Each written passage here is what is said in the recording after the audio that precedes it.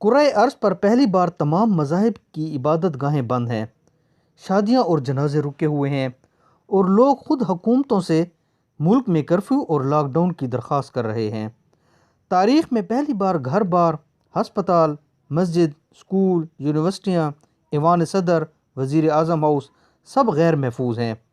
غریب، امیر، مرد و عورت، ملزم، قاضی، ماتحت اور افسر سب کمزور اور عاجز نظر آ رہے ہیں، اور یہ بے بسی کی انتہا ہے۔ اسلام دنیا کا پہلا مذہب تھا جس نے صفائی کو نصف ایمان قرار دیا تھا۔ ہم مسلمان دن میں 5 بار وضو کرتے ہیں، ہم پر جنابت کے بعد غسل بھی فرض ہے۔ ہم مسلمان ہر جمعہ کو ناخن بھی تراشتے ہیں، بدن کے غیر ضروری بال بھی صاف کرتے ہیں۔ ہم تھوکنے اور جمائی لینے کو بھی بد تہذیبی سمجھتے ہیں۔ کیونکہ ہماری فضا میں 196 وائرس، بیکٹیریا اور جراثیم موجود ہوتے ہیں۔ یہ ہمارے جسم کے 7 سوراخوں کے ذریعے ہمارے بدن میں داخل ہو جاتے ہیں، اور ان کا مقابلہ صرف ہماری قوت مدافعت ہی کر سکتی ہے۔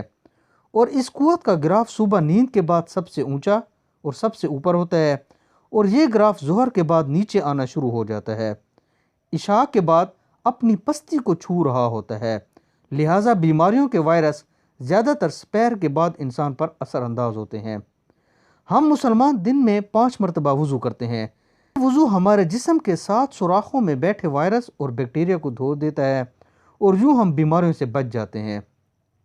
آج دنیا بھر کے ڈاکٹرز کرونا کے مریضوں کو یہی مشورہ دے رہے ہیں کہ آپ بار بار ہاتھ اور منہ دھوئیں، ناک میں پانی ڈالیں، غرارے کریں اور غسل کریں۔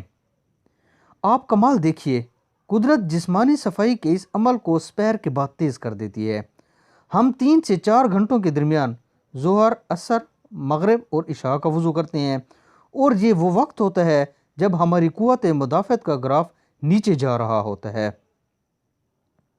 عشاء کے وقت جب ہماری قوت مدافعت کا گراف زمین کو چھو رہا ہوتا ہے، اللہ ہم سے آخری وضو اور عشاء بھی ادا کروا کر ہمیں نیند کی آغوش میں لے جاتا ہے، اور پھر ہم دوسری صبح نئی قوت مدافعت کے ساتھ اٹھ کھڑے ہوتے ہیں۔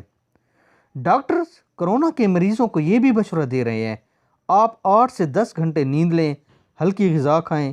یہ دونوں مشورے بھی ہمارے مذہب کا حصہ ہیں۔ مکمل نیند اور رات کے وقت ہلکی غذا، یہ دونوں عادتیں قوت مدافعت بڑھاتی ہیں۔ آپ کرونا کے بعد دنیا کا ڈیٹا نکال کر دیکھیں، دنیا میں جب بھی یہ بیماری پھیلی تو اس کا سب سے زیادہ شکار یہی لوگ ہوئے، جبکہ ہم مسلمان ہر بار وباؤں سے بچ بھی جاتے ہیں۔ ہم مسلمان اس بار بھی بچ رہے ہیں، لیکن اس کا ہرگز یہ مطلب نہیں ہمارے سسٹم میں سب اچھا ہے۔ ہم میں بھی بے شمار خامیاں ہیں اور خرابیاں ہیں، ہمیں ان پر بھی توجہ دینا ہوگی۔